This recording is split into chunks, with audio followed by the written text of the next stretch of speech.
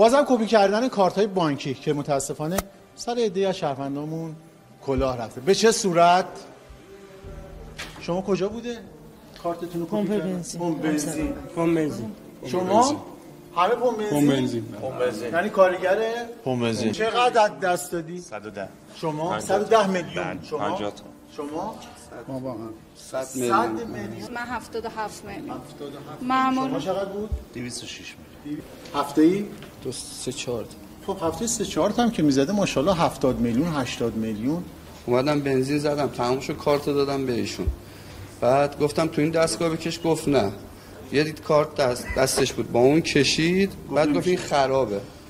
یه لحظه وایس الان میام. رفت 2 تا ردیف اونورتر. سابقه داری؟ بله. سابقه چی داری؟ سابقه ریسپتا. چقدر پول مردم برده؟ نزدیک 8 میلیارد تومان. 8 میلیارد تومان. نزدیک 5 مرحله توسط فتح دستگیر شده. فتح تهران، غرب تهران، همدان و مازندران در نقاط مختلف. کشیده یا متناسب با جرمش نبوده. من بعد کارتمون رو باید خودمون باید یه مبلغی بریزیم توی کارت 2 تا کارت داشته باشیم، جزئی. یکی اصلی یکی هم جزئی. خانم درست میفهمه.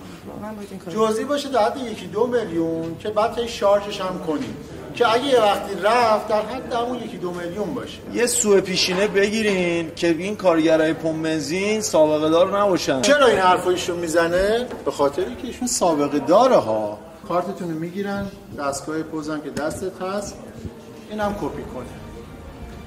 از این طریق کارتتون رو کپی میکنن، رمزشو داره و میزنه به کارت که خودش گرفته و تو این کپی میکنه، پولتون از این در میاره بیرون. تا الان بیش از 150 نفر از شکات شناسایی شدن. با توجه به اینکه از ابتدای سال گذشته تا الان میشه گفت این 5مین پرونده‌ای که ما راجع به پمپ بنزین‌های تهران داریم، من این اخطار رو میدم کسانی که در این حوزه فعال هستن اولا یک مسئول سازی داره صورت میگیره و باید در مقابل اموال به یغما رفته مردم پاسخگو باشن. جایگاه دارن. قطعاً جایگاه دارن. تنها توصیه‌ای که بازم میتونیم تکرار کنیم اینه که رمز کارت بانکیتون رو به هیچ کس ندید.